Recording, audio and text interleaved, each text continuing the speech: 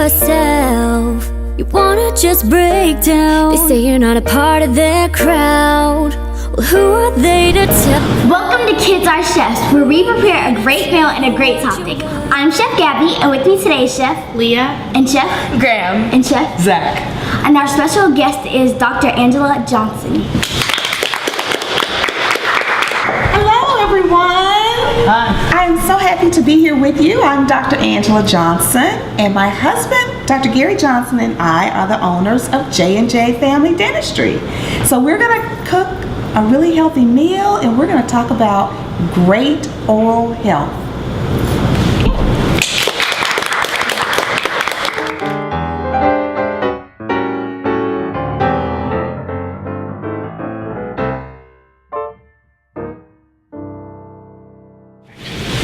We're back. So today we are preparing a really healthy meal, chicken wraps, and we're gonna add some fruit and water. So the first thing we did, we washed our hands, and now we are preparing our chicken. So how's it going? It's going great. Oh, it looks good. Thank you. Oh wow, yes, it looks really good. Cooks up real nice. Yes, so we added just a little bit of olive oil to the skillet before adding our chicken. So let's talk about a little bit about our dental health. So we want to be sure that we're brushing our teeth in the morning and before we go to bed. And we want to always use a soft bristle toothbrush. So are we using a soft bristle toothbrush? Yes. Yes. Absolutely. And if we have braces, we might want to brush a little more often. We might want to brush if we have an opportunity to do it after a lunch, because braces will sometimes attract like the food particles, and we don't want those food particles to sit on our teeth for hours, because that's what causes cavities. So we want to be sure that we're eating healthy foods, healthy snacks, fruits and vegetables, drinking plenty of water, staying away from those really sugary sodas and candy. And it's okay to eat those things every now and then, but we don't want to do it really often. And we want to visit our dentist every 6 months. The chicken looks really good. Now that we have our chicken prepared, we're gonna make our chicken wraps. So there you are. So you guys can put the chicken on the wraps. So Chef Zach, what do you like on your chicken wraps? I like chicken and cheese, and that's Oh, that sounds great. it. Put it all in one wrap, and then the cheese melts onto the chicken, and it's so good. Oh. What about you, Chef Leah? How do you like your wraps? I just like chicken and cheese. Very good. Excellent. What about you, Chef Gabby? I also like chicken and cheese with a little salsa. Oh, that salsa. Yes, I love salsa on mine as well. So what about you, Chef Graham? I like the chicken, the cheese, and lettuce. Yes. Oh, that lettuce, it really makes it healthy. It gives you a little bit of a vegetable. But since we're adding the fruit with our meal today and some cheese, it's going to be very healthy. We'll have a very healthy meal. And the chicken looks so good. You guys did a great job preparing that chicken. Thank you. Zach? When I was young, I had sealants put onto my teeth. What is the benefits of that, and like what's the difference of that and like a filling? A sealant is a thin protective coating that we place over permanent back teeth, molars, and what that does, it prevents you from getting a cavity on that tooth. And it can be clear, and sometimes it can have like a little slight color, but I prefer the clear ones. And you don't even know that it's there, but it protects your teeth from getting any cavities. How is baking soda affected by your teeth? Well, baking soda, a lot of people use baking soda, and some of our toothpaste have baking soda in it. And what it does, it has a nice cleaning agent. It removes the bacteria and some stains from your teeth.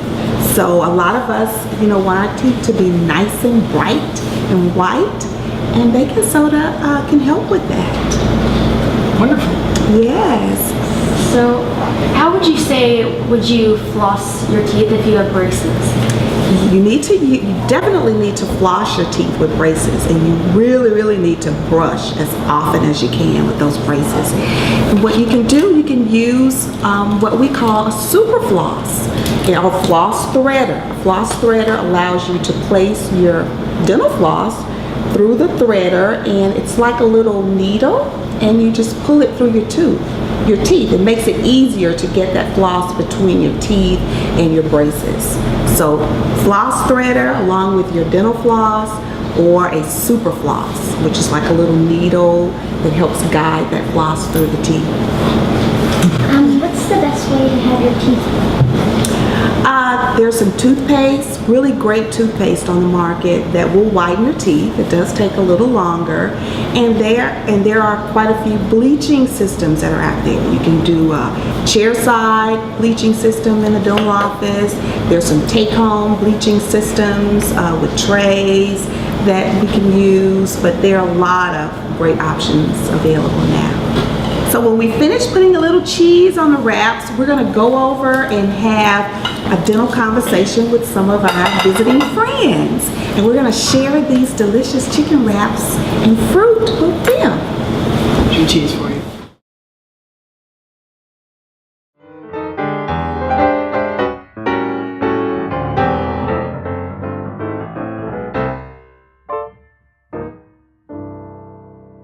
And we're back. We're here with our audience and Dr. Johnson.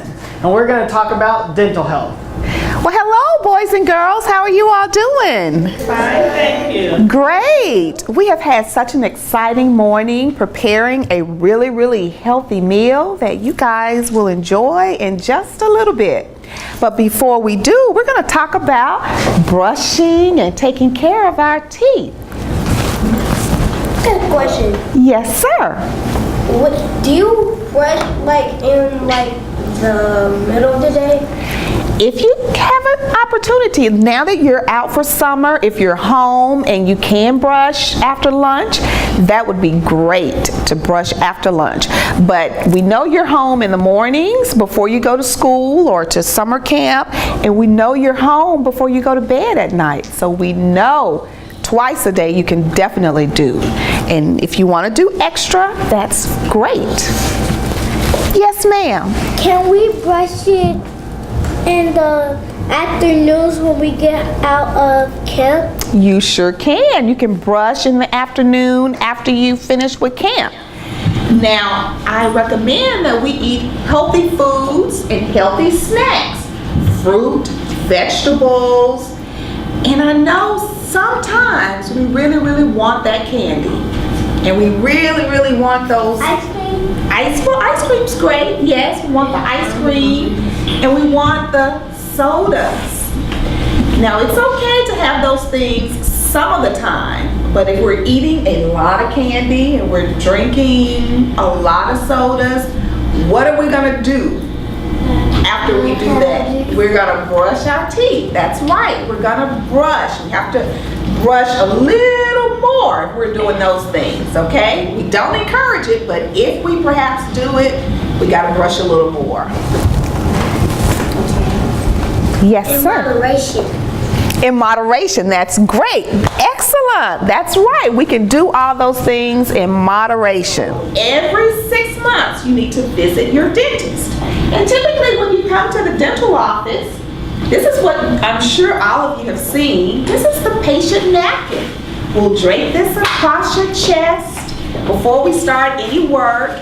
And this helps to keep your nice shirts dry and clean so that the water that we use don't mess up your nice shirts. And then we'll probably use this is called a Profi angle, and I call it my magic toothbrush. It connects to a dental instrument and it brushes your teeth.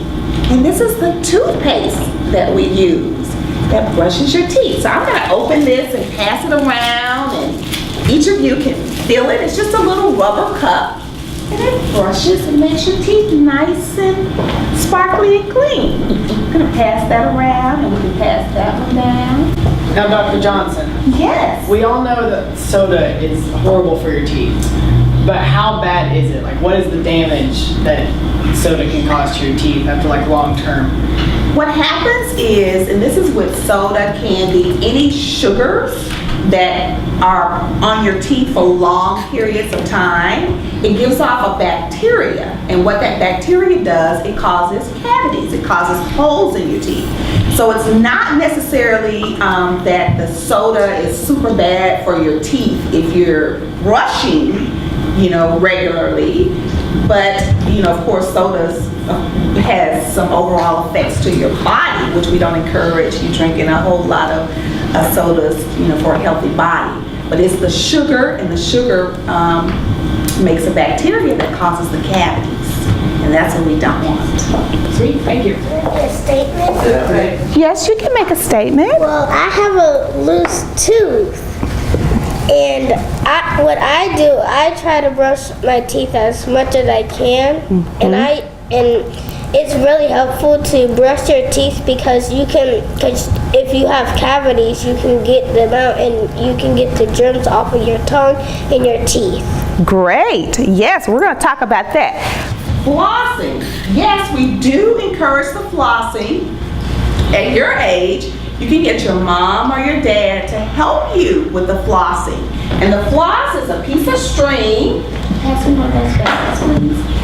The floss is a piece of string that goes between your teeth, and it removes any of the food particles and bacteria that's between your teeth.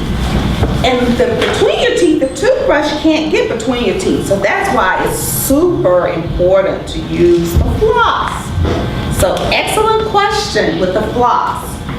With the loose teeth, each of you are getting your permanent teeth in now.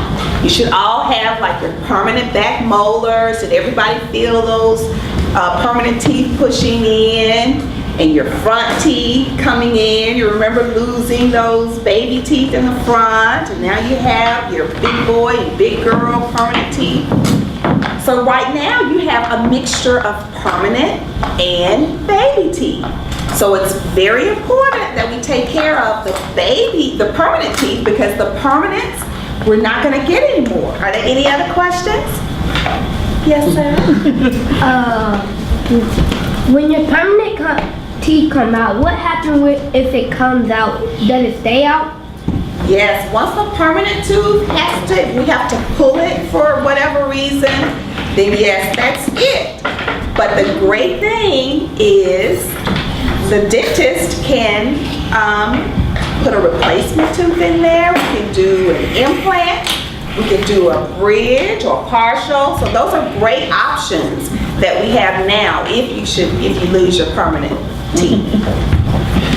Dr. Johnson, Yes. you're talking about flossing. Would you suggest flossing every time you brush your teeth, or once a day, or? Great question. Floss once a day. You can do it as often as you like, but once a day would be great. And as I said, at your age, you can get your mom or your dad to help you with the flossing. All right. And that has been Dental Health with Dr. Johnson.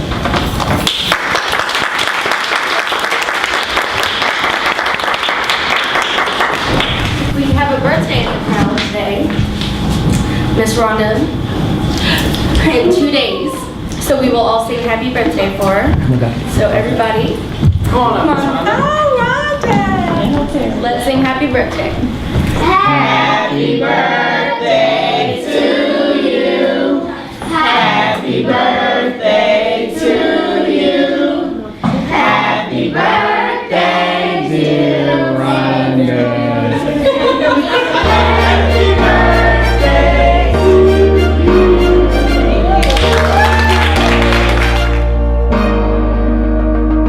Take a look at yourself. You wanna just break down. They say you're not a part. Can we sit like this, Angel? Thank you so much. Before you come to the table, we always what? Wash our hands. Wash our hands and sanitize. Excellent, very good. We're gonna take our napkins off the table. This is how we do it. Take the napkin off, make sure I think you're used to the hot dog style. Make sure it's turned that way, just like this. And the open part, this open part is facing your knees. Put it on your knees, on your lap. with the open part facing your knees. First thing first is your fork. Put it to, take your left hand, fork's on the left, so put it in your left hand, sit down. Excellent. Let's pick up our knife in the right hand, right, lay it down. See how, but you got to imagine that it's in between my plates. A water glass, you would pick it up with your right hand and it always goes right on the top of your spoon and your knife. And it will go right there, just like this.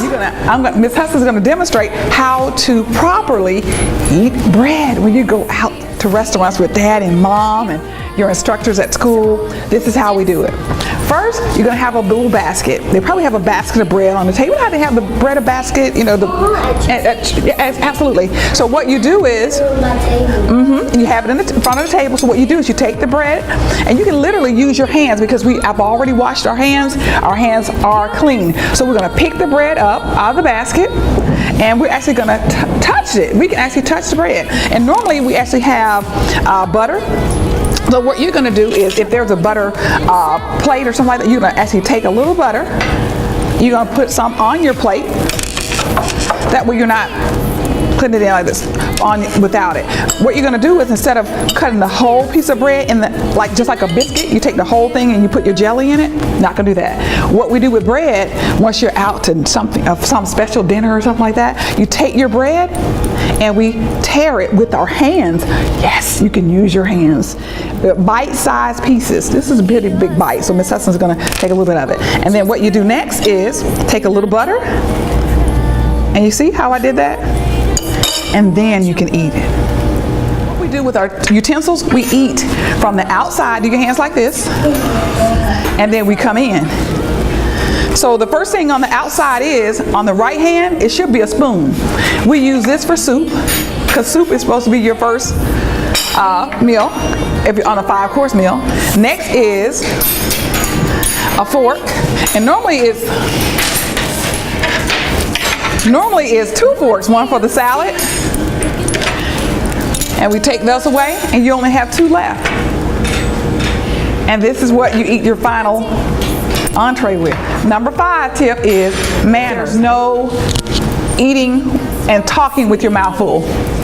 There is no putting your elbows on the table. Always, watch this, middle of my hand, sometimes, never. Let's try it together. Ready?